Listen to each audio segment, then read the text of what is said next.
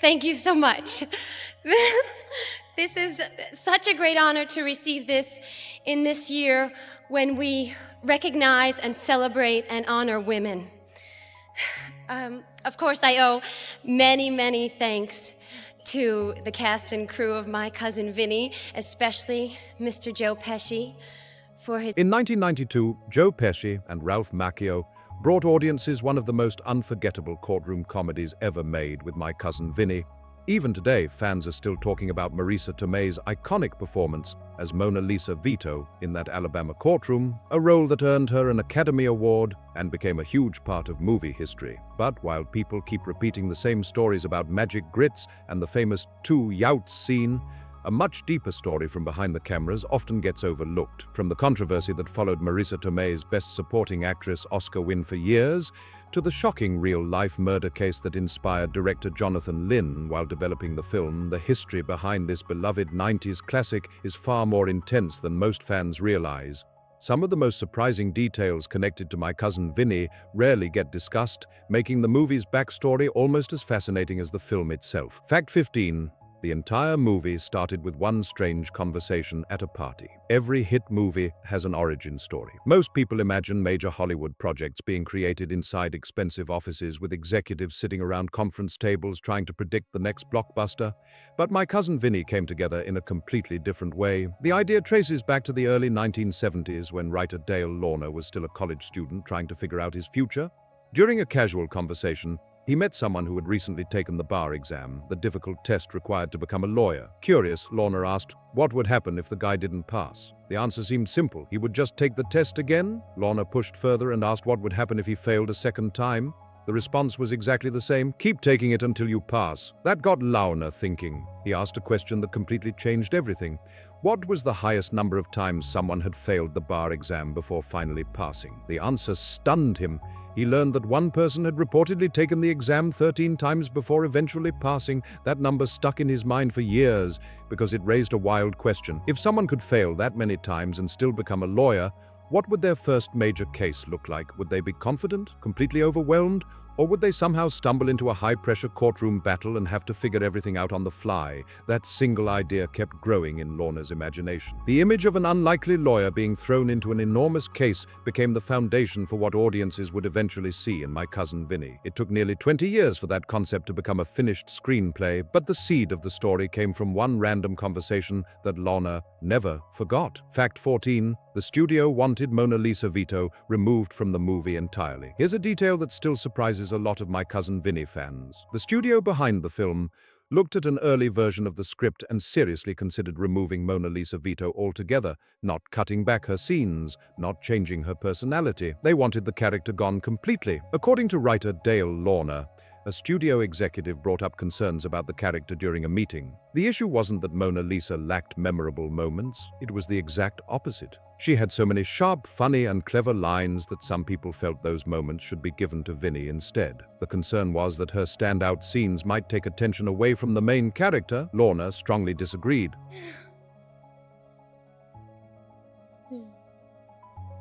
And to the whole circle and the team, Susan and Gina and Scott and Evelyn and Kate McGregor-Stewart and Francesco Pugliese and my very brave family. Thank you very much.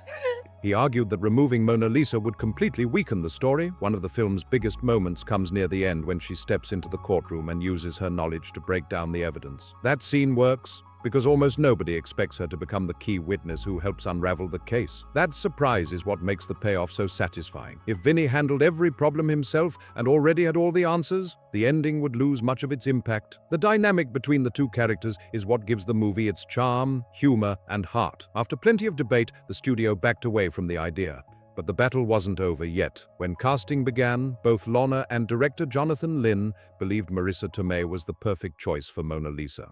The studio, however, reportedly preferred a different actress based on early screen tests. Once again, Lynn pushed back hard. The disagreement became so intense that Lynn spent a lengthy discussion defending his choice. Eventually, he won the argument and got approval to cast Tomei. Looking back, he later described it as one of the best decisions made during production. The same character the studio nearly removed ended up becoming one of the most beloved parts of the film, and Tomei's performance earned one of Hollywood's highest honors. Fact 13, Will Smith and Ben Stiller were considered for the two accused friends. As the film was coming together, the producers explored several possibilities for the roles of Bill Gambini and his friend Stan.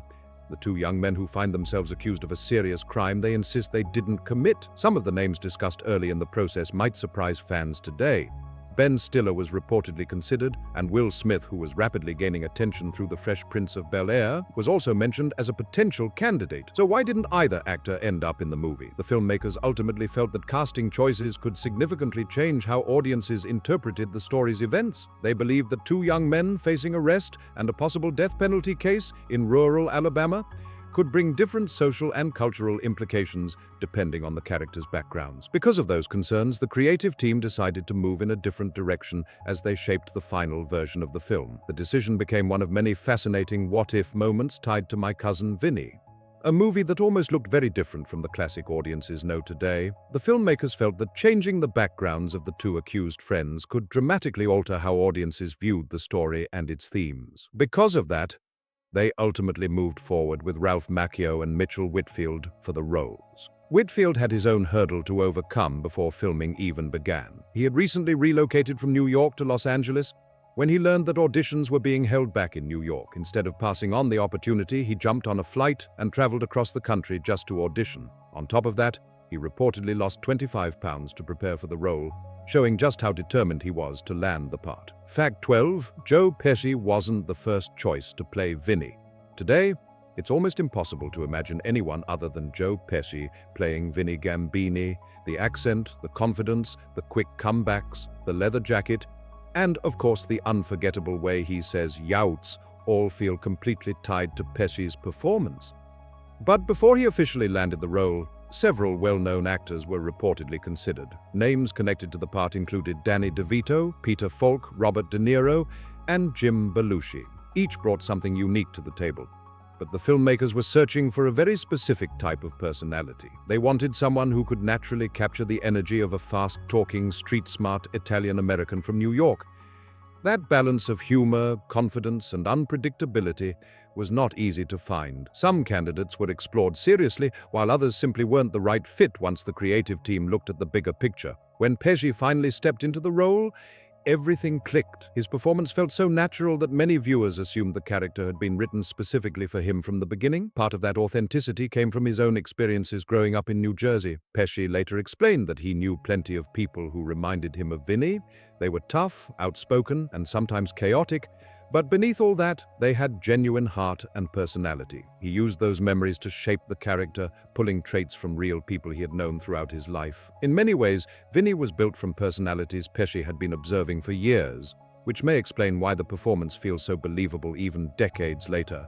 Fact 11, the director had a real law degree, and it changed everything. One of the most surprising things about My Cousin Vinny is how much respect it has earned from legal professionals. Over the years, lawyers, law professors, and judges have repeatedly praised the film for getting courtroom procedures right. That's a shocking reputation for a comedy that centers on an inexperienced lawyer trying to survive a high-stakes trial. Yet, many experts have pointed to the movie as one of the most realistic courtroom films ever released. The reason becomes much clearer when you learn something most viewers never knew. Director Jonathan Lynn actually had legal training himself.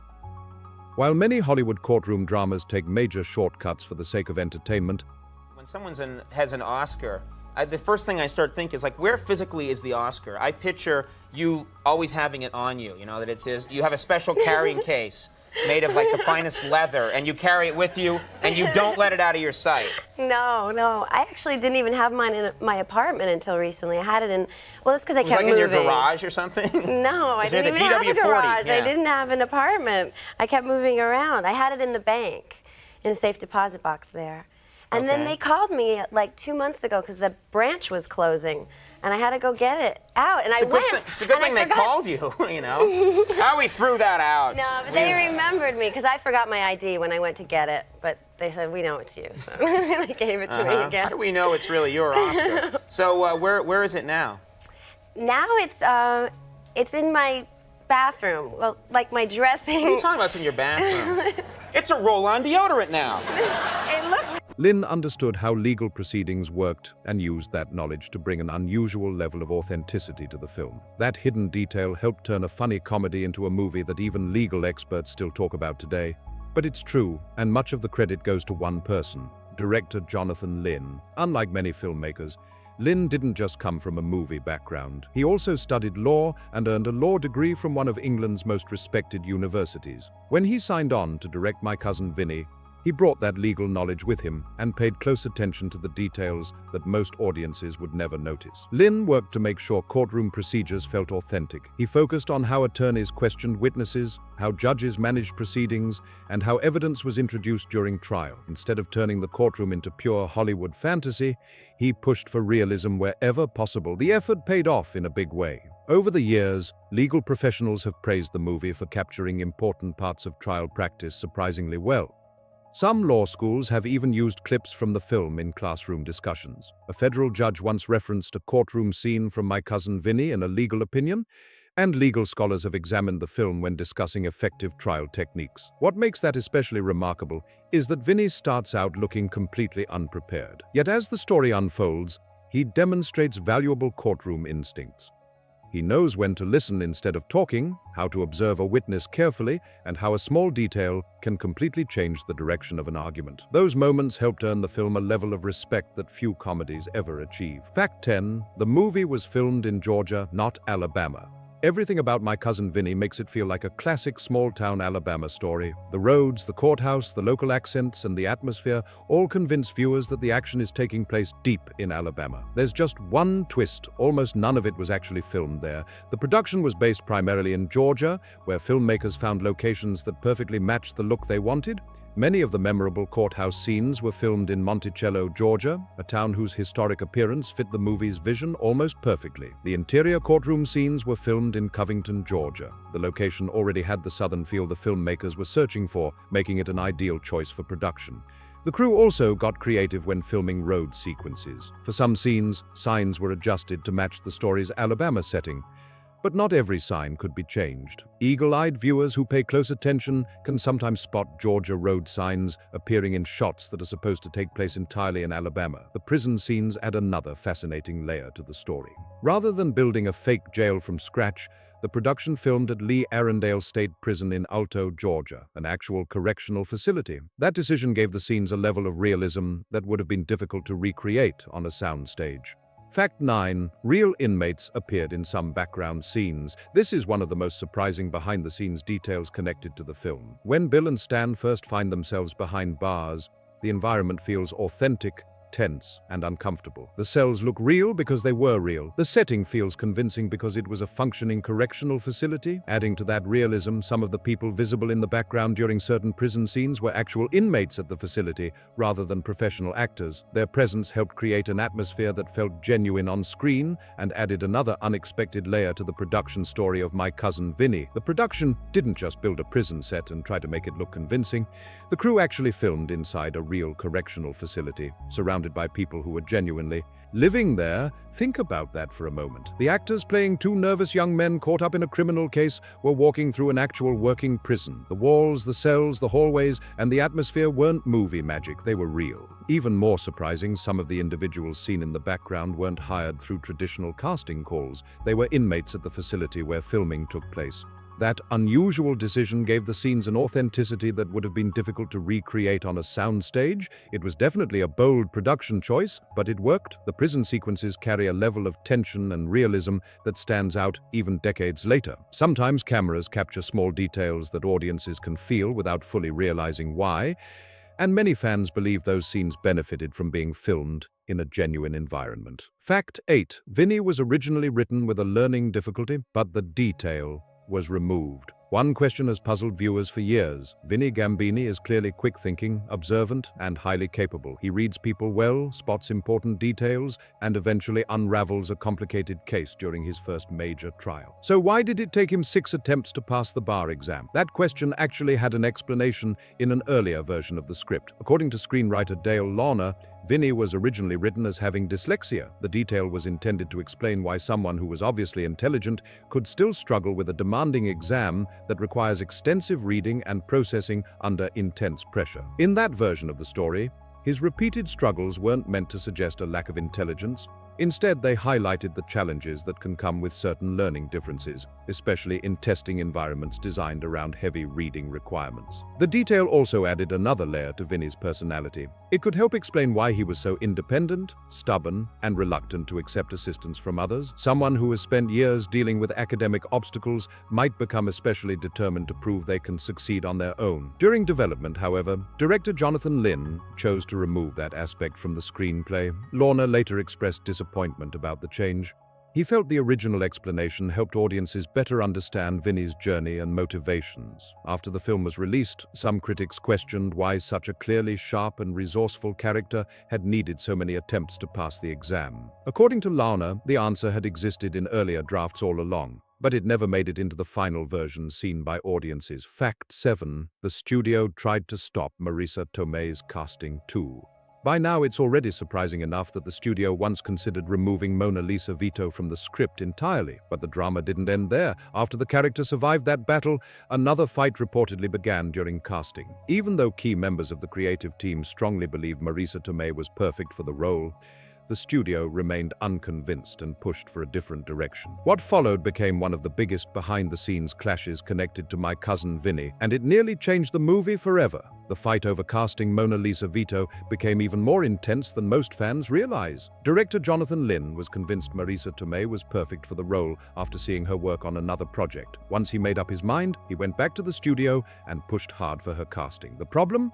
The studio had someone else in mind. Executives reportedly preferred a different actress from the group of performers who had completed screen tests, but Lynn wasn't willing to back down. What followed was a heated debate that reportedly lasted close to half an hour, as both sides argued over who should play the character. Eventually, the studio president gave up on the disagreement and told Lynn to cast the actress he believed was right for the part. That decision would end up becoming one of the most important choices made during the entire production. But there's another twist to the story. Before the final casting decision was locked in, Lynn showed the screen tests to Joe Pesci, who was working on another film at the time.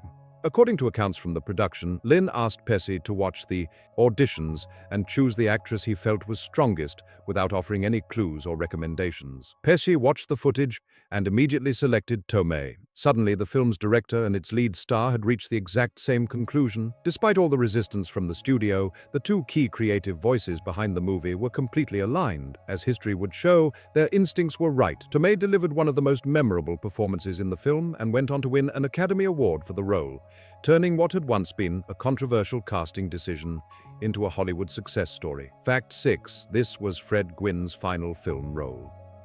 Watching My Cousin Vinny today comes with a bittersweet feeling for many fans. Judge Chamberlain Haller, played by Fred Gwynne, remains one of the movie's most unforgettable characters. With his commanding voice, towering presence, and perfectly timed reactions, Gwynne brought a level of authority that made every courtroom scene even funnier. Whenever Judge Haller entered a scene, attention instantly shifted to him. His serious, no-nonsense attitude became the perfect contrast to Vinny's unconventional style. That balance created some of the film's biggest laughs, including the legendary courtroom exchange involving the word "Utes." What many viewers didn't realize at the time was that Gwynne was facing serious health challenges during this period of his life. He passed away from pancreatic cancer in 1993, only a year after My Cousin Vinny was released. He was 66 years old, and the film became the final movie appearance of his career. Before taking on the role of Judge Haller, Gwynne was best known for playing Herman Munster on the classic television series The Munsters. The character made him famous, but it also became a role many audiences strongly associated with him for decades. My Cousin Vinny gave him a chance to showcase a different side of his talent. Instead of relying on exaggerated comedy, Gwynne created humor through restraint, timing, and complete commitment to the character. Judge Haller isn't funny because he tries to be. He's funny because he treats every situation with total seriousness while chaos unfolds around him. That performance remains one of the most beloved parts of the film and serves as a fitting final chapter in the career of a remarkable actor. It was a remarkable final performance and a memorable way for Fred Gwynne to close out his film career. But Gwynne wasn't the only cast member making a final on-screen appearance in My Cousin Vinny. Another important role in the film was played by Pauline Myers, a highly respected actress whose career stretched back decades. Long before many members of the cast entered the entertainment industry, Myers was already making a name for herself on Broadway and helping open doors for future performers. Throughout her career, she appeared in notable productions, including Lady Sings the Blues and The Sting. By the time she joined My Cousin Vinny, she had built a legacy that earned admiration across film and theater alike. The movie ultimately became her final acting credit. After production wrapped, Myers stepped away from acting and retired from the screen. She passed away in 1996, making My Cousin Vinny the closing chapter of a long and influential career. Fact 5. Marisa Tomei's Oscar win triggered one of Hollywood's most persistent rumors. When the Academy Awards took place in early 1993, Marisa Tomei entered the ceremony as a nominee for Best Supporting Actress. While her performance in My Cousin Vinny had earned praise, many industry observers expected one of the more established nominees to take home the award. The category was packed with respected performers, including Judy Davis, Joan Plowright, Vanessa Redgrave, and Miranda Richardson. Several commentators viewed Redgrave as a particularly strong contender, making the race feel highly competitive. Then came the moment that shocked viewers. Presenter Jack Palance opened the envelope and announced Marisa Tomei as the winner. The audience reacted with surprise, and before long, rumors began spreading at incredible speed.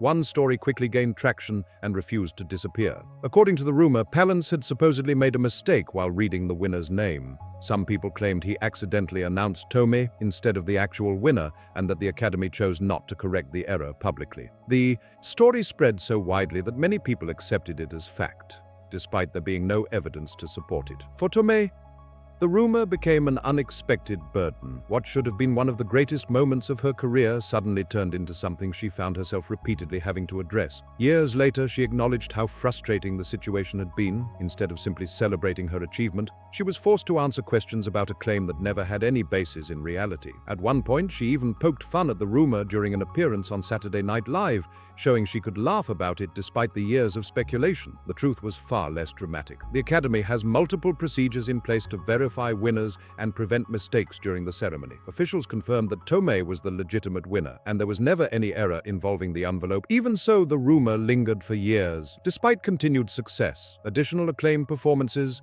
and further award recognition throughout her career, the conspiracy theory remained one of Hollywood's strangest and most stubborn stories. Fact 4. One Southern-themed trailer line nearly hurt the film before it even had a chance to succeed. My Cousin Vinny ultimately earned around $52 million at the US box office, a strong result for a comedy with a moderate budget. But according to screenwriter Dale Lorna, the film may have had the potential to perform even better. Lorna believed one specific marketing decision created problems before many people ever stepped into a theater. Like most major releases, the movie relied heavily on trailers to attract audiences. The marketing team assembled promotional clips designed to highlight the film's humor and grab attention quickly. However, one particular joke included in a trailer reportedly caused more trouble than anyone expected. The moment featured a joke aimed at Southern stereotypes. While the line was intended as comedy, some viewers interpreted it as insulting rather than playful. According to Lorna, that impression may have discouraged portions of the Southern audience from giving the movie a chance. What made the situation especially frustrating for him was that the actual film tells a very different story. Throughout My Cousin Vinny, Southern characters are generally portrayed as fair, capable, and reasonable people. The judge is presented as professional and dedicated to the law. The prosecutor works honestly within the legal system. The townspeople are shown as everyday individuals whose lifestyles simply differ from those of the New Yorkers at the center of the story. Much of the comedy comes from cultural misunderstandings, rather than from portraying either side as villains. That balance is one of the reasons many fans believe the movie has aged so well. Lorna felt the trailer failed to communicate that nuance. Instead, a single joke may have created an impression that didn't accurately reflect the tone of the film. Whether or not it significantly affected ticket sales is impossible to know for certain, but Lorna remained convinced that the marketing may have cost the movie part of its potential audience. Interestingly, while reactions varied across different regions, the film became especially popular in places like New York, where it continued drawing audiences long after its release. Fact 3. A Supreme Court justice referenced the movie in legal discussions. The praise My Cousin Vinny has received from legal professionals goes far beyond classroom discussions and law school lectures. Over the years, attorneys, professors, and judges have repeatedly highlighted the film's courtroom scenes as examples of effective legal storytelling, but the recognition didn't stop there. It reached some of the highest levels of the American legal system. Justice Antonin Scalia, one of the most influential Supreme Court justices of his era, referenced My Cousin Vinny during a Supreme Court proceeding in 2006. That alone was enough to surprise many people, considering the movie is a comedy centered on an inexperienced lawyer trying to navigate a major criminal trial. The film's legal reputation grew even stronger through another notable reference. Before becoming Attorney General of the United States, Merrick Garland served as a federal appeals judge. In one legal opinion, Garland directly discussed a cross-examination scene from My Cousin Vinny, pointing to it as an example of effective courtroom questioning. Think about how unusual that is. A federal judge was discussing techniques demonstrated in a Joe Pesci comedy while writing an official legal document. And the story gets even more surprising. After Justice Scalia publicly mentioned the movie, screenwriter Dale Launer reportedly received an invitation to visit the justice's private chambers for a meeting, a moment that showed just how far the film's influence had reached beyond Hollywood. For a Hollywood comedy writer, getting the chance to sit down and discuss legal procedure with a Supreme Court justice is almost unbelievable. Yet that unusual moment happened because director Jonathan Lynn was deeply committed to making the courtroom scenes feel authentic. His legal education influenced nearly every trial sequence in the film. From witness questioning to courtroom strategy, Lynn worked hard to keep the legal details grounded in reality. That attention to accuracy became one of the reasons My Cousin Vinny earned respect from legal experts across the country and continues to be discussed decades later. Fact 2, one comedy role brought unexpected controversy for the actor who played it. Early in My Cousin Vinny, audiences meet the nervous public defender assigned to bill and stand before Vinny arrives. The character struggles during courtroom appearances, creating several of the movie's most memorable comedic moments. The role was played by veteran actor Austin Pendleton, and while many viewers laughed at the scenes, the experience carried a much deeper personal connection for him. Pendleton had dealt with stuttering during his younger years and had spent a long time working through those challenges. To perform the role, he drew on experiences from his own life and revisited memories that were not always easy to relive. That process added an extra layer to the performance. Instead of creating the character from scratch, he was tapping into something he had personally experienced. The result was a portrayal that many audiences remembered long after the film ended. During filming, the scenes reportedly became so funny that some cast members occasionally struggled to keep straight faces while cameras were rolling. Sharp-eyed viewers have even claimed they can spot moments where actors appear close to laughing during certain courtroom exchanges. However, reactions to the character were not universally positive. After the movie's release, Pendleton received criticism from some people who felt the portrayal relied too heavily on a speech-related struggle for comedic effect. Over time, discussions about the character became part of a larger conversation about how certain conditions are represented in entertainment. In interviews years later, Pendleton reflected on the response and acknowledged that the criticism had a significant impact on him. He described the backlash as something that stayed with him long after the movie's release and expressed mixed feelings about the role. Even people involved with the production later suggested that if the film were made today, the character might be approached differently to reflect changing perspectives and audience expectations. Fact 1. The planned sequel ran into major obstacles. By now, it's clear that Mona Lisa Vito survived more behind-the-scenes battles than almost any other character in the movie. The studio initially considered removing her from the screenplay, then there were disagreements over casting. Yet, despite all those challenges, Mona Lisa became one of the most beloved parts of My Cousin Vinny and helped make the film a lasting success. But the story didn't end when the credits rolled. Years after the original movie became a fan favorite, screenwriter Dale Launer began developing a sequel. He reportedly spent significant time working on ideas and exploring how the characters could return for another adventure. For a while, the possibility seemed real. Fans who had waited years for a follow-up finally had reason to believe that Vinnie Gambini might step back into the spotlight. Unfortunately, the project would face complications that prevented it from moving forward as originally planned, bringing another surprising twist to the long and fascinating history of My Cousin Vinny. The plan for the sequel was actually pretty interesting. Writer Dale Launer wanted to take Vinnie Gambini out of his familiar New York surroundings and drop him right into England. The idea was to keep the same fish-out-of-water comedy that made the original movie such a hit, but this time place Vinny in a completely different culture with a whole new set of challenges. On paper, it sounded like a project with real potential. But there was one major obstacle that the filmmakers couldn't get around. Marisa Tomei, decided not to return for the sequel. Once that happened, the studio turned to a move that should sound very familiar by now.